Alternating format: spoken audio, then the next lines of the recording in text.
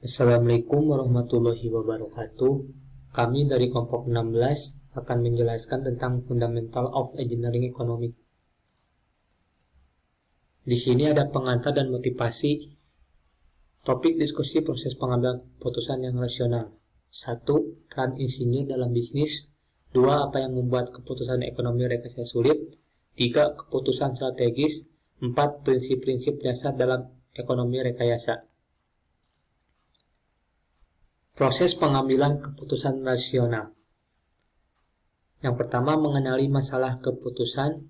2. Kumpulkan semua informasi yang diperlukan atau relevan. 3. Identifikasi serangkaian alternatif keputusan yang layak. 4. Tentukan tujuan dan kendala utama.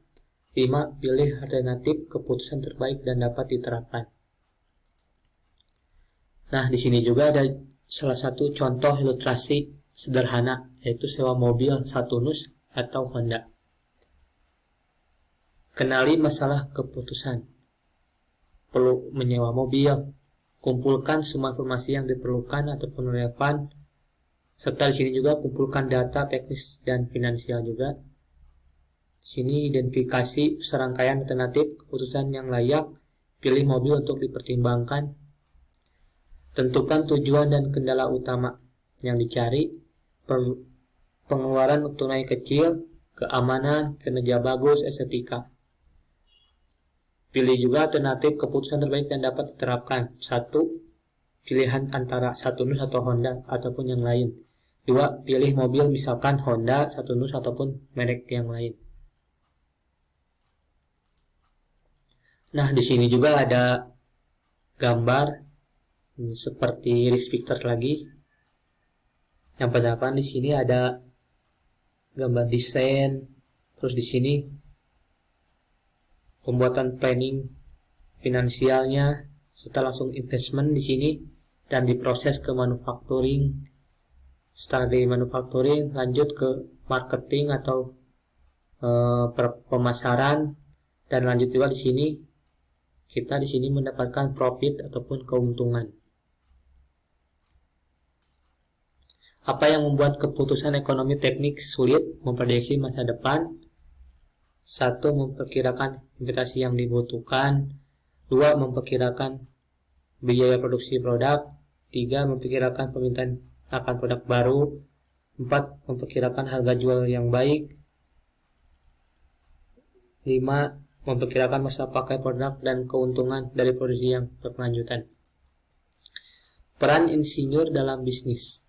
Nah, di sini pun ada alur peran insinyur dalam bisnis, yaitu buat dan desain, yaitu proyek rekayasa. Terus lanjut di sini ada menganalisanya. Setelah di sini ada metode produksi, ada keamanan rekayasa, ada dampak lingkungan, serta penilaian dasar pasar. Lalu lanjut di sini mengevaluasinya, yang terdiri dari probabilitas yang diharapkan, waktu harus kas, tingkat risiko keuangan. Terus lanjut di sini ada evaluasi yang kedua, yaitu dampak terhadap laporan keuangan, adapun nilai pasar perusahaan ataupun harga saham. Nah, di sini juga ada perbandingan antara ekonomi akuntansi versus rekayasa. Nah, di sini juga ada akunting. Akunting itu di sini mengevaluasi kinerja yang masa lalu. Lalu di sini juga ada engineering ekonomi, yaitu mengevaluasi dan memprediksi peristiwa masa depan ataupun masa yang akan datang. Adapun di sini faktor-faktor kunci dalam memilih keputusan ekonomi teknik yang baik, yaitu tujuan sumber daya yang tersedia, waktu dan kepastian adalah aspek penentu utama dari semua keputusan ekonomi rekayasa. Nah, adapun 4 prinsip dasar ekonomi rekayasa. 1. Dolar insan bernilai lebih dari dolar yang jauh. 2. Hanya perbedaan relatif berdasarkan pasangan di antara alternatif yang dipertimbangkan yang diperhitungkan. 3. Pendapatan marginal harus melebihi biaya marginal untuk melakukan peningkatan operasi yang menguntungkan.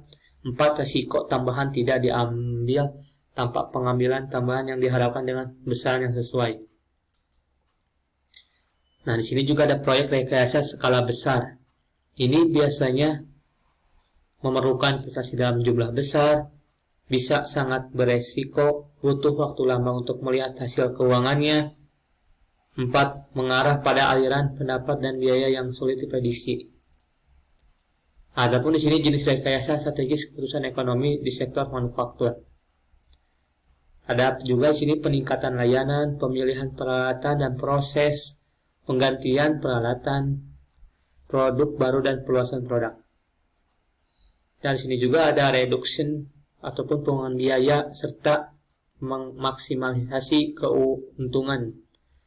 Dalam arti paling umum, kita harus membuat keputusan di bawah kendala sumber daya dan dihadapkan ketidakpastian. Nah, di sini juga ada prinsip yang pertama, yaitu $1 bisa bernilai lebih dari $1 jauh. Yang artinya dolar yang hari ini tidak bisa, dolar yang hari ini untuk dolar yang 6 bulan yang akan datang itu akan semakin bertambah dan bertambah. Nah, di sini juga ada prinsip kedua. Di sini juga ada pilihan, ada optionnya, yaitu biaya bahan bakar bulanan, pengeluaran bulanan, uang tunai dibayarkan pada saat penandatanganan pengeluaran tunai, pembayaran bulanan, nilai keselamatan pada akhir tahun ketiga. Nah, di sini juga ada buy, juga ada thesis. Nah, di sini $160, $550, $960, $550. Yang berwarna hijau ini yaitu data yang ditampilkan di bidang item yang tidak relevan untuk pengambilan keputusan karena dampak keuangannya dititik dalam kedua kasus. Jadi yang warna ini hijau itu suatu item keuangan dititik dalam kedua kasus ini. Nah, prinsip ketiga yaitu di sini ada pendapatan unit marginal melebihi biaya marginal untuk meningkatkan produksi. Nah, teman-teman bisa dilihat secara langsung di sini ada gambaran, ada manufacturing cost, ada sales review, ada margin cost, ada margin revenue yang beserta ini 1 unit.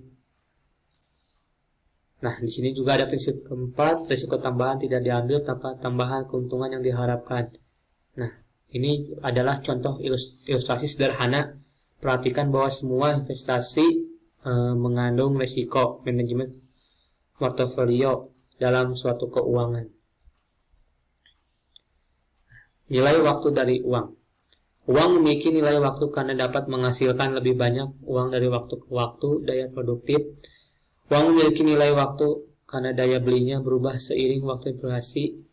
Nilai waktu yang uang diukur dari suku bunga. Bunga adalah biaya uang, biaya peminjaman, dan penghasilan bagi pemberi pinjaman.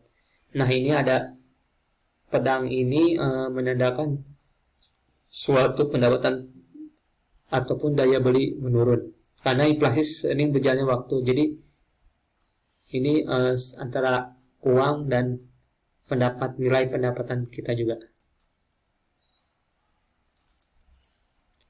The interest rate.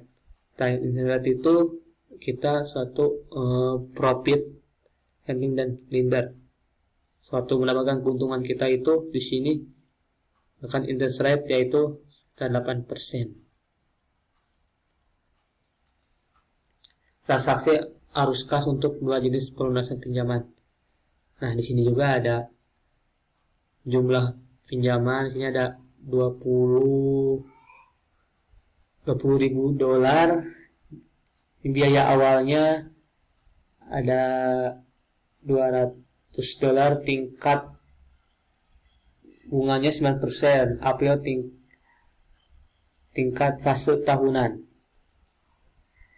Nah, di sini ada diagram arus kas untuk paket 2. Di sini ada nilai yang tadi $20.000, ada $200. Nah, ini I-nya yaitu bunganya mendapatkan 9%. Cash flow nilai N-nya adalah 0. In cash flow after summing $20.000 and taking away $200. Nah, ini tahun-tahun, yaitu tahun pertama, tahun kedua, tahun ketiga, tahun keempat, tahun kelima.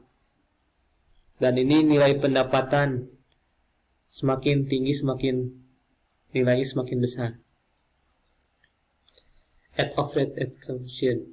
Dalam praktiknya, arus kas dapat terjadi pada awal atau di tengah periode bunga atau bahkan pada titik waktu praktis.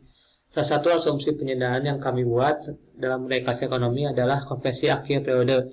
Konversi akhir periode kecuali disebutkan sebaliknya, semua transaksi arus kas terjadi pada akhir periode bunga. Sini ada metode perhitungan bunga, interest bunga sederhana, praktek mengenakan suku bunga hanya ke jumlah awal jumlah pokok. Interest bunga majemuk, praktek membebankan suku bunga ke jumlah awal dan untuk setiap bunga yang terkumulasi sebelumnya yang belum ditarik.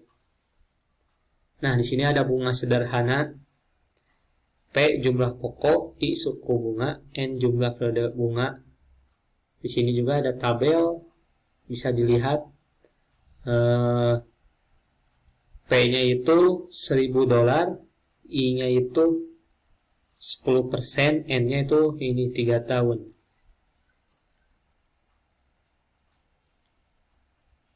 Nah, ini salah satu formula ataupun rumus bunga sederhana.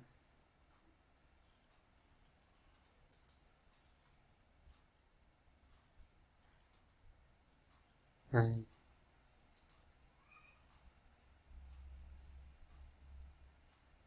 ini bisa dilihat tingkatan semakin turun maka semakin harganya juga turun.